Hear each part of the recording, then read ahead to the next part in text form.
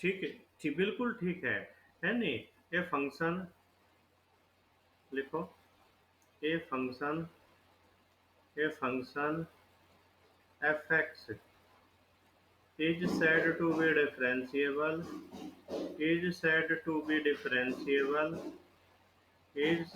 differentiable at a point x naught in R if it has unique tangent unique tangent at that point यानी उस point पे उसकी unique tangent हो। समझ रहे तुम? जैसे एग्जांपल के लिए क्वेश्चन ले लेता हूँ मैं, F x equal to mod X. ठीक है।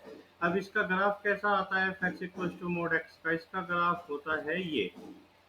अब जीरो पे अगर हम देखें ये डिफरेंशिएबल है क्या, कितनी टेंजेंट खींच जाएगी? इनफाइनाइट टेंजेंट खींच जाएगी जीरो पे तो इसकी। तो हम इसे बोलते थे not differentiable eight zero. Not differentiable eight zero. पर इस तरह से कॉम्प्लेक्स में बता पाना बड़ा मुश्किल है। ठीक है। या क्या होता था, वहां पे होता था D Y by D X equal to ten alpha. इसे हम क्या बोलते थे? डेरिवेटिव। वहां पे अल्फा एंगल होता था, पर यहाँ पे तो हमें बता पाना कॉम्प्लेक्स में बहुत मुश्किल है। ठीक है। तो हम क्या करते हैं, कॉम्प्लेक्स में लिखते हैं, डिफाइन करते हैं डिफरेंशिएबिलिटी को। देखो ये तो ज्योमेट्रिकल डेफिनेशन होगी डिफरेंशिएबिलिटी की। वैसे एक लिमिट वाली डेफिनेशन होती थी वहां पे। तो हम क्या करते हैं, लिमिट वाले डिफरेंशिएबल डेफिनेशन को यहाँ पर एज इट इज लेते हैं। लिखो डिफरेंशिएबिलिटी इन सी। डिफरेंशिएबिलिटी भाई ये मोस्ट इम्पोर्टेंट टॉपिक है तुम्हारे लिए अगर कॉम्प्लेक्स को समझना है। एमएससी हो, नेट हो, बीएससी हो, ये मोस्ट इम्पोर्टेंट टॉपिक है। डिफरेंशिएबिलिटी इसके बिना कैसे तुम सीख सकते हो मुझे नहीं पता भाई। जो एमएससी का स्टूडेंट ट्यूशन पढ़ने जाता है वो कॉम्प्लेक्स इंटीग्रेशन से शुरू कर देता है, वो कैसे सिखा सकता है तुम्हें मुझे नहीं पता। कैसे तुम सीख लेते हो? लिखो a function a function f Z is said to be differentiable is said to be differentiable at a point। हम डिफरेंशिएबिलिटी पॉइंट पे चेक करेंगे। जेड नोट if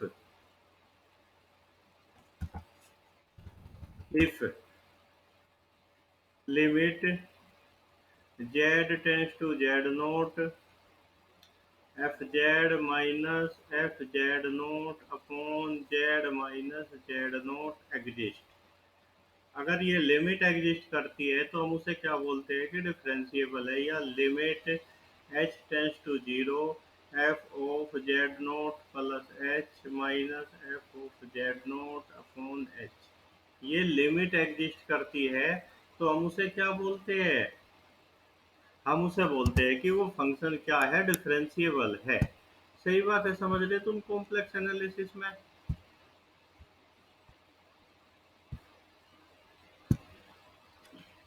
चलो लिखो ए फंक्शन एफ जेड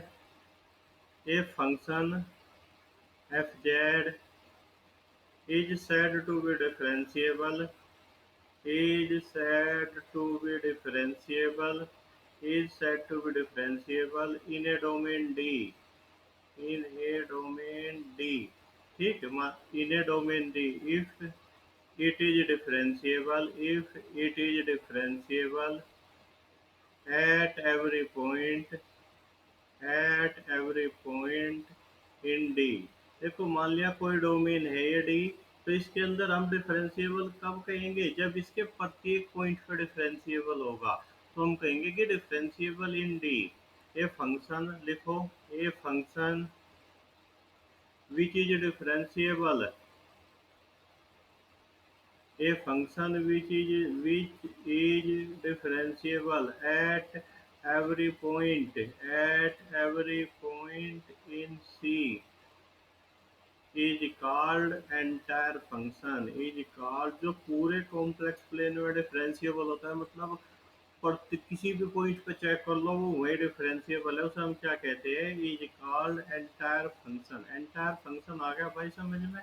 ये बहुत बार यूज होगा तुम्हारे इसमें। चलो, अब तुम्हें डिफरेंशिएबिलिटी की डेफिनेशन तो पता चल गई। अब तुम जानना चाह रहे कि एक दो कुछ एग्जाम्पल मिल जाए डिफरेंशिएबिलिटी का। ठीक है, तो एक एग्जाम्पल ले लेते हैं भाई। एक एग्जाम्पल ले लेते हैं हम डिफरेंशिएबिलिटी के लिए। एग्जाम्पल, हमने एक एग्जाम्पल ले लिया। देखो, हमने ले लिया F Z equal to Z बार।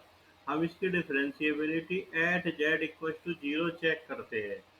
ये क्वेश्चन तुमने एज इट इज बीएससी की बुक में पढ़ा। ठीक है, बस समझा नहीं। बीएससी फाइनल में एज इट इज ये क्वेश्चन तुमने पढ़ा। तो हम क्या करते हैं, इसकी लिमिट लेके चलते हैं। क्या? Limit H tending to zero, F of zero plus H minus, ऐसे ही तो करेंगे कुणाल हम, है नहीं? कुणाल, भाई कुणाल जो है ये ट्यूशन लर्नर है, मतलब अब वही पढ़ता है, ऐसे नहीं पढ़ता जो बेचारा। तू तो वहां पढ़ ले, वे ट्यूशन पढ़ाने वाले कहाँ पढ़ेंगे। ठीक है, ये आ गया। तो अब ये क्या हो जाएगा, limit H tending to zero, F H किसके बराबर हो जाएगा, एच बार, क्योंकि एफ जेड जेड बार के बराबर था, तो F H H bar minus zero का बार कितना होता है, जीरो अपॉन एच। तो ये कितना आ गया, ये तो सोल्व हो क्या आ गया, limit H tending to zero, कितना आ गया, एच बार अपॉन एच। अब हमें इस लिमिट की वैल्यू निकालनी है। हमें क्या करना है, इस लिमिट की वैल्यू हमें निकालनी है। तो देखो, हम इसे कैसे करेंगे, इस लिमिट की वैल्यू हमें निकालनी। तो हमें क्या करना, जो हमारा h है वो जीरो की तरफ जा रहा। ठीक है, अब देखो, h को भी कॉम्प्लेक्स मान लो। हमने h को क्या मान लिया, h1 plus I H two. h को भी तो कॉम्प्लेक्स मानेंगे। h1 किधर है, इधर है, h2 कहाँ है, इधर है। ठीक है, ऐसा मान लिया। अब h क्या जा रहा, तो रियल एक्सिस पे ये एच वन नहीं है, ये एक्स है, ये क्या है, वाई है। At real axis, at real axis, real axis पे क्या हो जाएगा, एच बराबर हो जाएगा एच वन इस एक्सिस पे, क्योंकि यहाँ पे एच टू तो जीरो है। ठीक है, तो हमने क्या मान लिया, टेकिंग, हमने मान लिया taking limit H tends to zero along real axis, along real axis हमने क्या मान लिया, हमने मान लिया कि जो एच है वो जीरो की तरफ जा रहा इस साइड से, इस साइड से। ठीक है, तो ये कितना आ जाएगा, एच की जगह एच वन हो जाएगा, limit H one tends to zero. ठीक है, H one bar upon H one, देखो एच वन तो रियल है, इसका रियल पार्ट है, तो कितना आ जाएगा ये। ठीक है, ये कितना आ जाएगा, ये आ जाएगा limit H one tends to zero, H one upon H one, क्योंकि एच वन तो रियल है, एच वन का bar equal to H one, तो ये लिमिट कितनी आ गई, वन। ठीक है, अब हम जिसे दूसरे तरीके से जीरो लेके देखते हैं, taking limit H tends to zero along imaginary axis. अब हम इसे क्या करते हैं, इमेजिनरी एक्सिस के अलोंग जीरो लेते हैं। देखो, ये जीरो की तरफ बढ़ रहा, कहा, अलोंग इमेजिनरी एक्सिस, मतलब ये अब इस साइड से बढ़ रहा जीरो की तरफ। ठीक है, तो ऑन इमेजिनरी एक्सिस क्या हो जाएगा, on imaginary axis, imaginary axis पे क्या हो जाएगा भाई, इमेजिनरी एक्सिस पे हो जाएगा h बराबर आई एच टू, वहाँ एच वन जीरो हो जाएगा। अगर h जीरो पे जाएगा तो एच टू भी जीरो पे जाएगा, तो क्या हो जाएगी लिमिट, लिमिट हो जाएगी H two tends to zero. H की जगह तुम्हें अब क्या रखना, I H two, I H two का बार अपॉन कितना, आई एच टू, यही तो रखेंगे तुम, एच की जगह आई एच टू रखोगे। तो ये कितना हो जाएगा, limit H two tends to zero, I H two का बार कितना हो जाएगा, minus I H two upon I H two, ये कट के कितना आ गया, माइनस वन। लिमिट क्या कर रही, पाथ के अलोंग चेंज हो रही, है नहीं? तो हम क्या लिखेंगे, हम लिखेंगे लिमिट डिपेंड्स ऑन पाथ।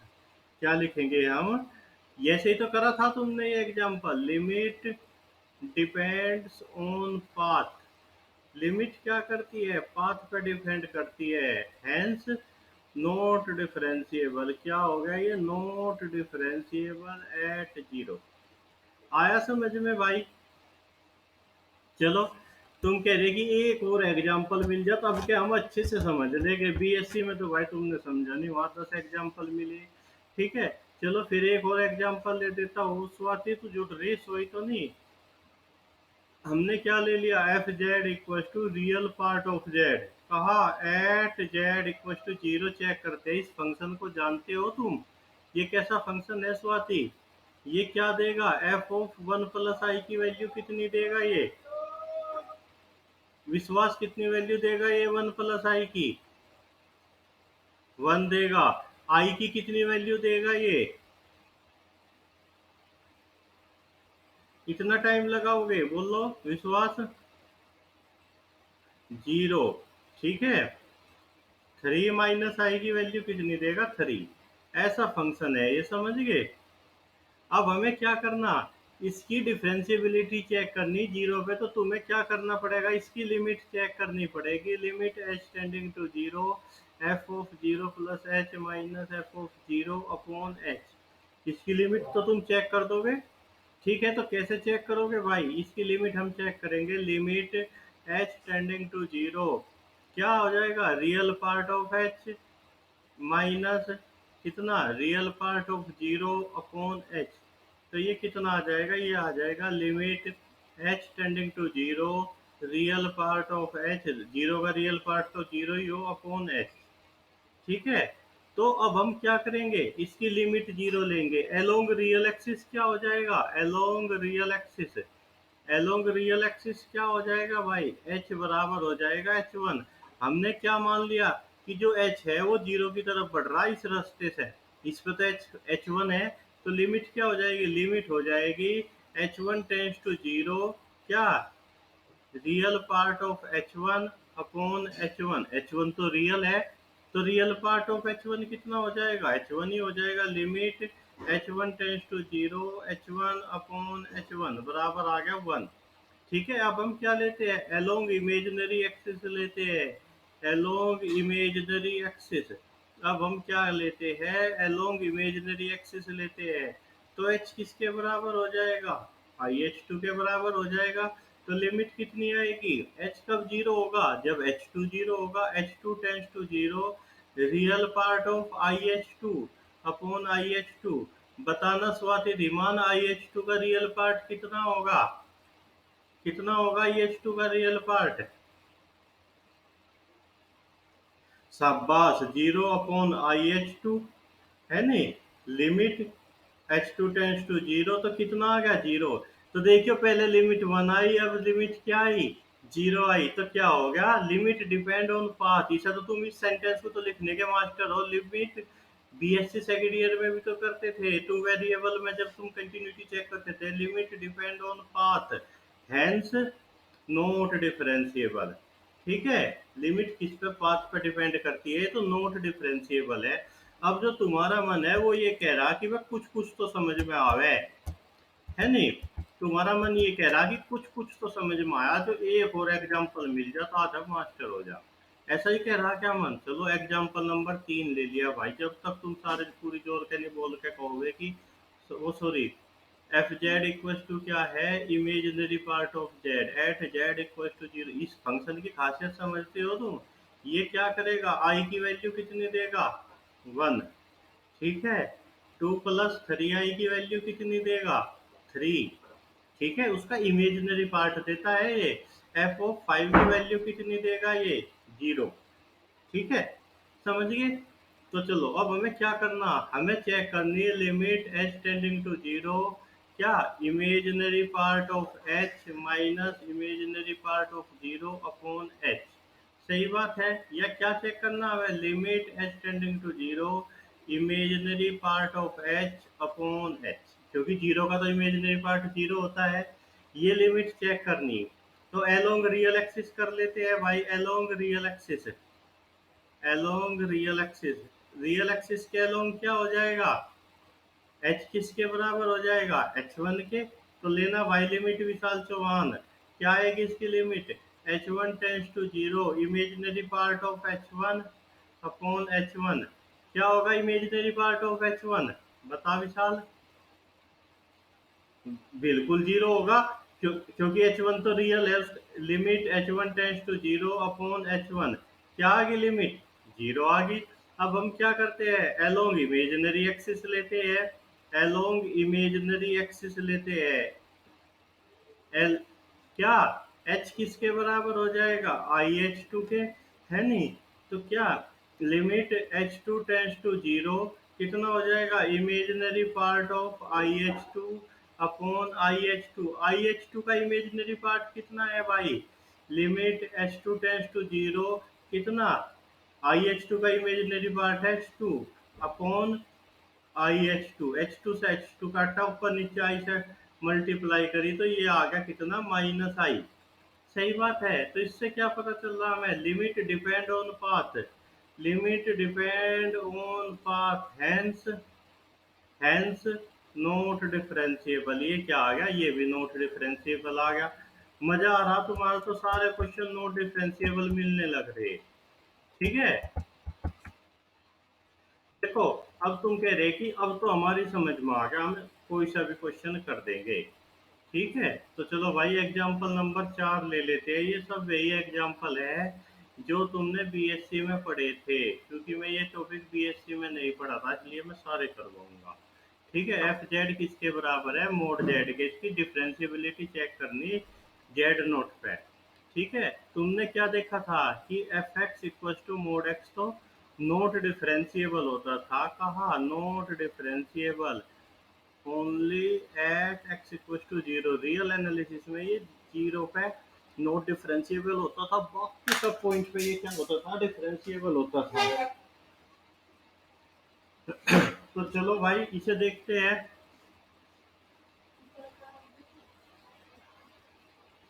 इसे देखते हैं। Limit H tends to zero कितना आएगा ये? अब कौन जुड़ना चाह रहा भाई? अब तो शाम होने को है। हिमांशु अच्छा भाई देर से उठता है क्या? हमें अब क्या करना? हमें करना है क्या?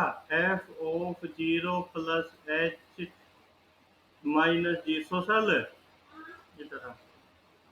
तो ये कितना हो जाएगा? Limit H tends to zero कितना हो जाएगा? एफ एच की वैल्यू कितनी हो जाएगी? मोड एच माइनस जीरो का मोड जीरो अपॉन एच। तो ये लिमिट कितनी आ गई? Limit H tending to zero F of mod H upon mod H, ये आ गई।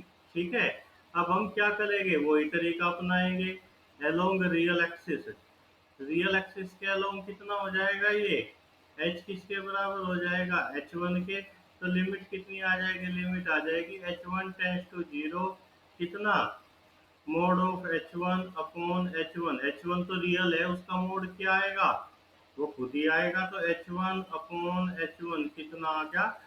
वन आ गया लिमिट। अब तुम कह रहे हर बार यही पाथ क्यों लेते हैं? चलो भाई ये पाथ ले लिया अब क्या हमने, है नहीं? ये तो अब क्या ले लेते हैं हम? एलोंग हमने मान लिया एच जीरो की तरफ बढ़ रहा है, इस पाथ से, इस पाथ से। ठीक है, along the line, along the line. इस लाइन की इक्वेशन क्या होती है? वाई बराबर एक्स। तो यहाँ ओ भाई एक सेकंड रुको।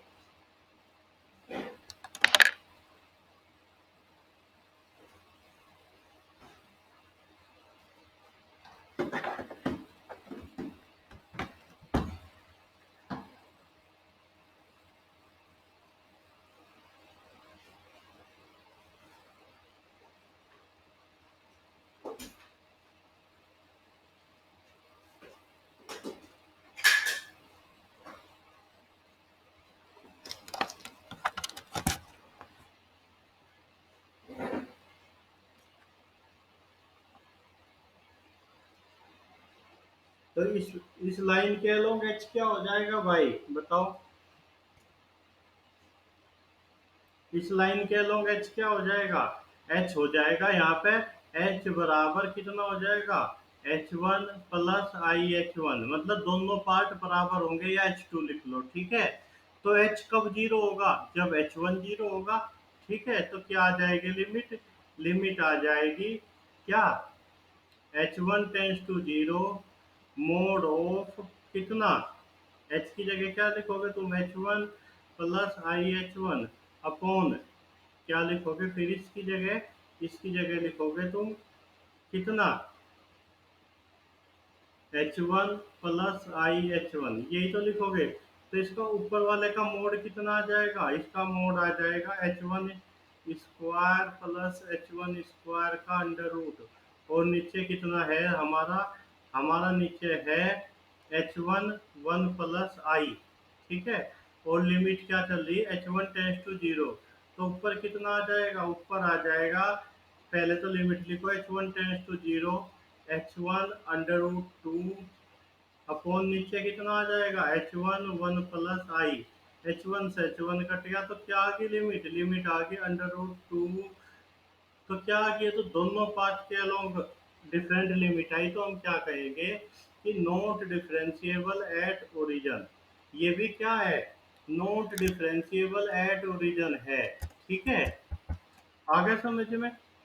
तो चलो अब हम एक एग्जांपल और ले लेते हैं। भाई तुम उतार रहे बैठे, अगर तुम बैठे हो, ये तुम्हें इसका कोई फायदा नहीं होने वाला, समझ में नहीं आएगा। अगर साथ के F Z equal to mod Z square at Z equal to zero, हम इसके लिए या Z equal to Z not किसी एक आर्बिट्रेरी पॉइंट पे चेक करते हैं, Z equal to Z not पे हम इसकी डिफरेंशियबिलिटी चेक करते हैं। ये इंपॉर्टेंट क्वेश्चन है।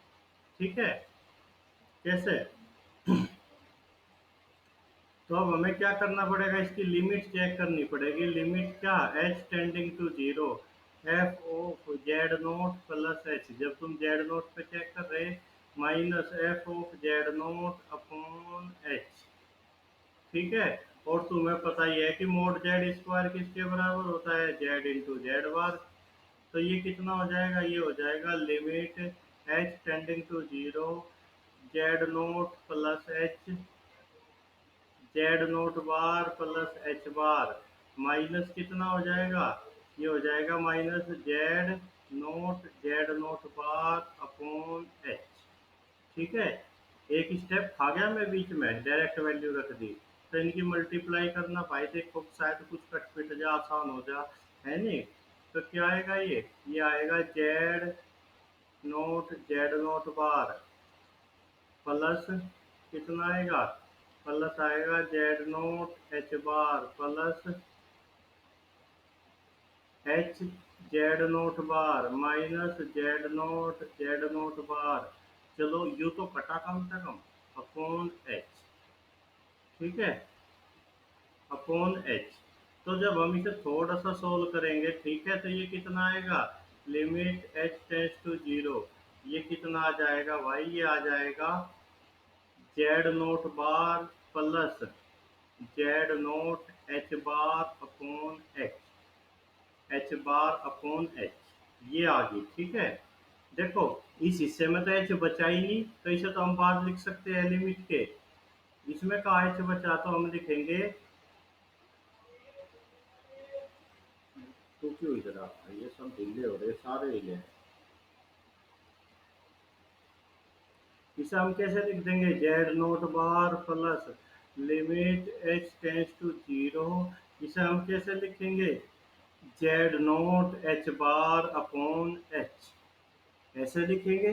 या तुम इसे और सुंदर तरीके से लिखना चाहो तो कैसे लिख सकते हो? तुम लिख सकते हो इसे z bar plus z naught limit H tends to zero h bar upon h. देखो, अभी तुमने 10 मिनट पहले ही पढ़ा था कि ये लिमिट तो एग्जिस्ट नहीं करती। ठीक है, ये लिमिट तो एग्जिस्ट, हाँ।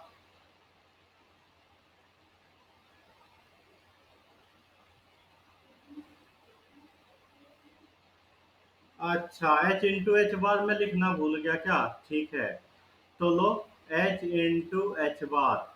ठीक है, तो ले भाई, यहाँ फिर हमें क्या रखना पड़ेगा? प्लस एच इंटू एच बार।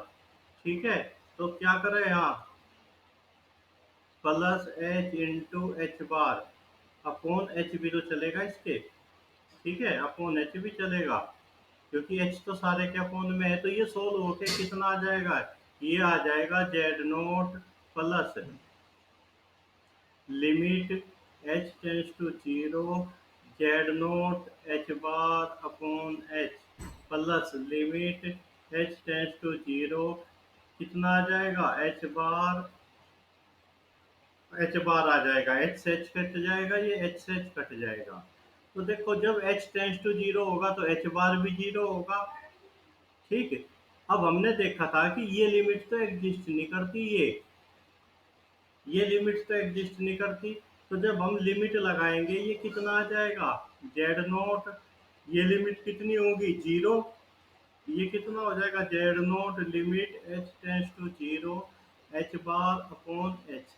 हमें पता कि ये लिमिट क्या है, एग्जिस्ट नहीं करती, ठीक है, ये लिमिट एग्जिस्ट नहीं करती। तो ये लिमिट कब एग्जिस्ट करेगी, इतना हिस्सा कब एग्जिस्ट करेगा, ये कब एग्जिस्ट करेगा, जब जेड नोट जीरो हो जा, है नहीं, तब तो एग्जिस्ट कर जाएगा, बचे ही नहीं फिर, है नहीं। तो लिखो दी लिमिट एग्जिस्ट, ये लिमिट एग्जिस्ट करती है कब, only when z naught equal to zero, ये लिमिट तभी एग्जिस्ट करेगी जब जेड नोट बराबर जीरो होगा।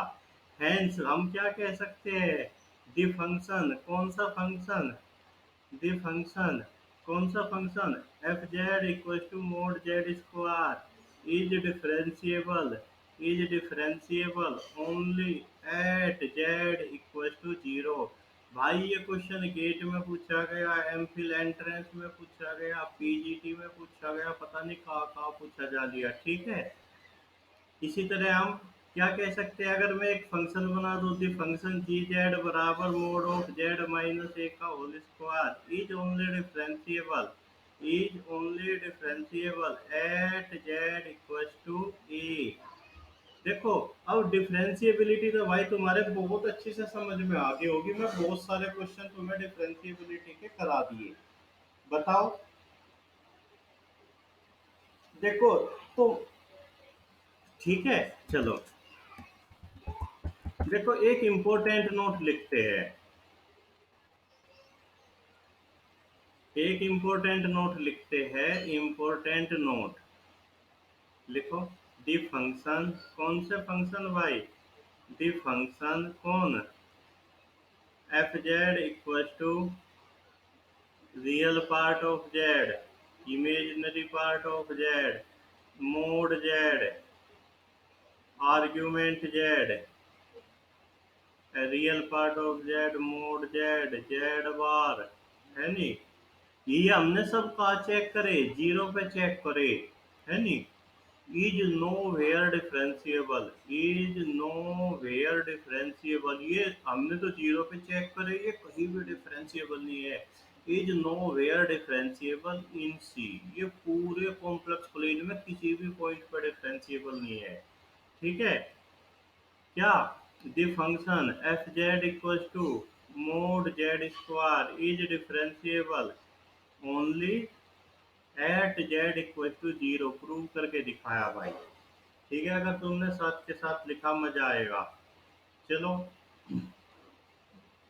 अब हमको एक और इम्पोर्टेंट टॉपिक पढ़ते हैं, real valued function, real valued function, real valued function कौन होते हैं, जो रियल वैल्यू देते हैं, जैसे क्या, एग्जाम्पल ले लिया मैं, एफ जेड बराबर रियल पार्ट ऑफ जेड, ये रियल वैल्यूड फंक्शन है, ये क्या देगा, वन प्लस आई की वैल्यू वन देगा, ठीक है। दूसरा एफ जेड बराबर क्या है, इमेजिनरी पार्ट जेड, ये भी रियल वैल्यूड फंक्शन है, देख लो बताओ, टू प्लस थ्री आई की वैल्यू कितनी देगा, ये थ्री, इमेजिनरी पार्ट तो तीन ही है, तो मतलब एक कॉम्प्लेक्स की वैल्यू रियल दे रहा। इसी तरह क्या है, f Z equal to mod z, ये भी तो रियल वैल्यूड है, बताओ वन प्लस आई की वैल्यू कितनी देगा, अंडर रूट टू, ठीक है। ये फंक्शन भी रियल वैल्यूड है, कौन, f Z equal to mod Z square, बताओ ये फंक्शन क्या देगा वन प्लस आई की वैल्यू, बताओ क्या देगा ये वैल्यू, वन प्लस आई की वैल्यू कितनी देगा ये, वन प्लस आई, टू देगा। तो ये सब क्या है, रियल वैल्यूड फंक्शन है कॉम्प्लेक्स में, पर वैल्यू क्या दे रहे, रियल दे रहे। चलो, तो एक इम्पोर्टेंट रिजल्ट लिखते हैं, क्या लिखने जा रहे हैं हम, the derivative, the derivative, the derivative of a real valued function, of a real valued function, real valued function either does not exist, either does not exist और जीरो। देखो, रियल वैल्यूड फंक्शन का derivative या तो exist ही नहीं करेगा, और अगर exist करेगा तो क्या होगा भाई, वो क्या होगा, फिर वो होगा जीरो। समझ रहे नहीं तुम इस बात को, फिर वो क्या होगा, जीरो होगा। अभी देखो हमने एक क्वेश्चन करा था, ये इस क्वेश्चन को देख रहे तुम, अगर मैं जेड नोट, ये कब डिफरेंशिएबल था, ये फंक्शन कब डिफरेंशिएबल था, जब जेड नोट की जगह जीरो रखा जाए। अगर मैं जेड नोट की जगह जीरो रख दूं तो ये भी जीरो हो जाएगा, ये भी जीरो हो जाएगा। तो ये कितना आ जाएगा, इसका डेरिवेटिव कितना आ जाएगा, जीरो पे जीरो आ जाएगा। इसका डेरिवेटिव कब एग्जिस्ट करता है, जीरो पे, और कितना आ रहा जीरो पे, उसकी वैल्यू जीरो आ रही। ठीक है, तो हमारी बात सेटिस्फाई होगी। मतलब रियल वैल्यूड फंक्शन हमने कौन कौन देखे, real part of z, imaginary part of z, mod Z square.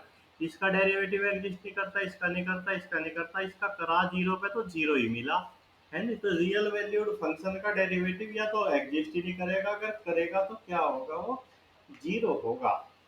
सही बात है, आया समझ में, कोई दिक्कत तो नहीं भाई। ठीक है, चलो, देखो ये था डिफरेंशिएबिलिटी, जो हमारा ये लिमिट वाला तरीका है, इससे तुम नॉट डिफरेंशिएबल दिखा सकते हो, डिफरेंशिएबल नहीं दिखा सकते। मान लिया दो अलग अलग पाथ के लोग अलग अलग लिमिट मिल गई, तुम कह दोगे नॉट एग्जिस्ट। पर दो पाथ में सेम लिमिट मिल गई, तुम एग्जिस्ट नहीं कह सकते, क्या पता तीसरे पे ना एग्जिस्ट करे, सही बात है, चौथे पे ना करे। तो ये केवल नॉट डिफरेंशिएबल दिखाने का तरीका है, डिफरेंशिएबल दिखाने का तरीका नहीं है। आगे देखेंगे कोई मिलेगा डिफरेंशियल दिखाने का तरीका, बुक में होगा, हम भी पढ़ा देंगे ना, हम कहाँ से बनाएंगे भाई। ठीक है, आया समझ में। मतलब तुमने क्या सीख लिया, तुमने आज तुमने सीखा कि टू सो नॉट डिफरेंशिएबल। मुझे कितना टाइम हो गया पढ़ाते हुए आज, मुझे हो गया भाई, मतलब शायद मेरे हिसाब से 40 मिनट के आसपास होगी ना, 30 मिनट होगी। चलो, देखो अब हम मोस्ट इम्पोर्टेंट पोर्शन पढ़ते हैं, most important portion, most most एक मोस्ट छोड़ लगाओ भाई, अपनी कॉपी में तीन लगा लेना तुम। ठीक है, मोस्ट इम्पोर्टेंट पोर्शन क्या है, वो सी आर इक्वेशन। क्या नाम है उसका, सी आर इक्वेशन, क्या नाम है इसका भाई, कोची रिमान इक्वेशन। ठीक है, देखो तुम्हें कोची रिमान इक्वेशन पता भाई, तुमने बीएससी में पढ़ी थी, मैं नहीं पढ़ा था तुम्हें कोची रिमान इक्वेशन, नया पढ़ी थी तुमने बीएससी में। ठीक है, तो क्या होती है कोची रिमान इक्वेशन, कोची, इसकी तीन फॉर्म होती है। फर्स्ट फॉर्म होती है क्या, फर्स्ट फॉर्म होती है कुछ, वो होती है u x equal to v y, और u y equal to minus of v x. ठीक है, ये इसकी फर्स्ट फॉर्म होती है। जो इसकी सेकंड फॉर्म होती है, वो क्या होती है, इसकी second form Cauchy Riemann equation की, वो होती है i of f x equal to f y. अगर ये बराबर हो जाए तब भी वो कोची रीमान इक्वेशन सेटिस्फाई कर रहा। तुम कहोगे कि ये तो दोनों अलग अलग है, भाई अलग अलग का है, देखना एफ जेड किसके बराबर है, मैं अभी दिखाता हूँ तुम्हें, ये दोनों एक ही है क्या, ये दोनों एक ही है क्या, अभी दिखाता हूँ। एफ किसके बराबर है, एफ किसके बराबर है, यू प्लस आई वी के।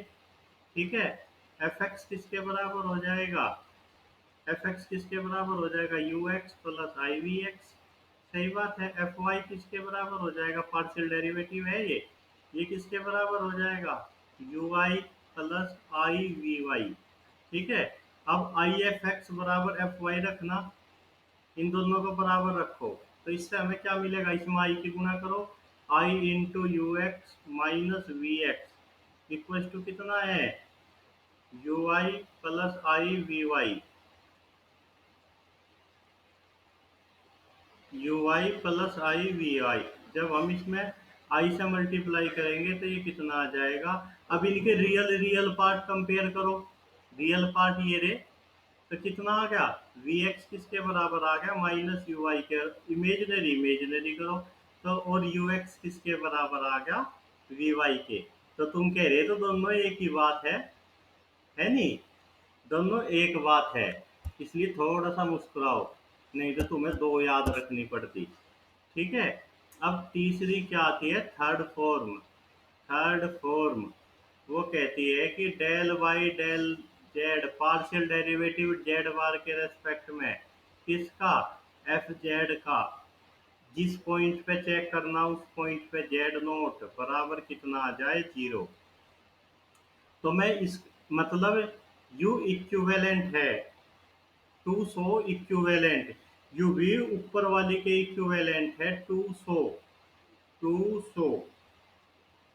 To so by equivalent, E Q U I V A L E N. T मैं तुम्हारे लिए होमवर्क छोड़ दिया, बुक में ढूंढना, टक्कर मारना, कुछ भी करना करना। ठीक है। अब ये सी आर इक्वेशन हम पढ़ते क्यों है, इनका काम क्या है, क्या पता कि हमें ये पढ़नी। नेहा क्यों पढ़ते हैं हम, बता, why we study C R equation.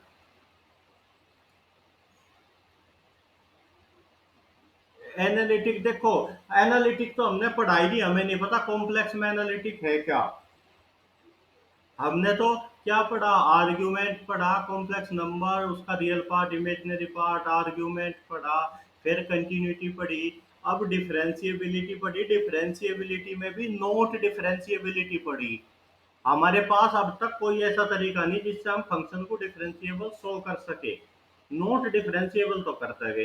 बताओ, है नहीं ऐसा ही, बताओ है तुम्हारे पास कोई तरीका डिफरेंशिएबल शो करने का, नहीं है, नोट डिफरेंशिएबल का है। एनालिटिक तो तुमने पढ़ा ही नहीं। तो देखो, मोस्ट मोस्ट इंपोर्टेंट रिजल्ट लिख लो। ठीक है। वे सब बात आज दिमाग से डिलीट कर दो जो तुमने सीखी थी। सी आर इक्वेशन का काम क्या है पहले उसे ही सीख लो।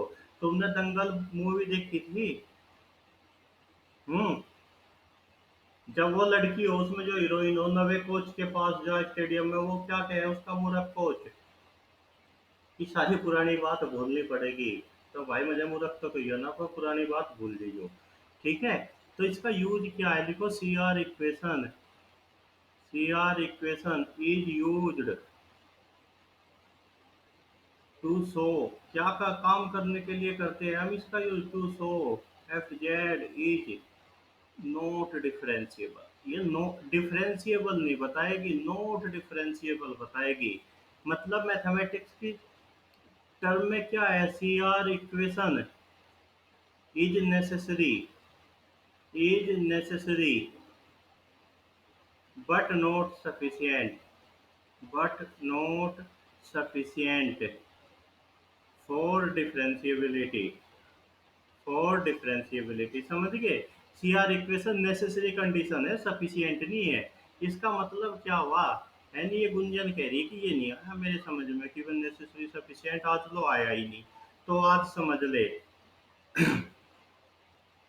देखो, इफ सी आर, अगर सी आर इक्वेशन सेटिस्फाई हो रही, if C R equation satisfied, अगर सी आर इक्वेशन क्या हो रही, सेटिस्फाइड हो रही, तो तुम क्या कर सकते हो, कैन नॉट से नथिंग, तुम कुछ नहीं कह सकते, कैन नॉट से, तुम कुछ नहीं कह सकते। पर अगर if C R not satisfy, if C R not satisfied, अगर ये सेटिस्फाई नहीं हो रही तो तुम शोर मचा दोगे पूरा, नॉट डिफरेंशिएबल, नॉट डिफरेंशिएबल, सही बात है। देखो अगर सी आर सेटिस्फाई हो रही तो तुम नहीं कह सकते वो डिफरेंशिएबल है या नहीं है। पर अगर सी आर सेटिस्फाई नहीं हो रही तो शोर मचा दो, not differentiable, not differentiable, not differentiable. आगे बहुत अच्छे से समझ में। सी आर इक्वेशन का यूज तुम कह रहे एक एग्जाम्पल में लगा के दिखा दो। लो भाई देख लो, पहले तो इसकी तीनों फॉर्म बता दो। गुंजन क्या है? Q x equal to v y, ठीक है। वी एक्स इक्वल टू ये है, हाँ ये एफ वाई और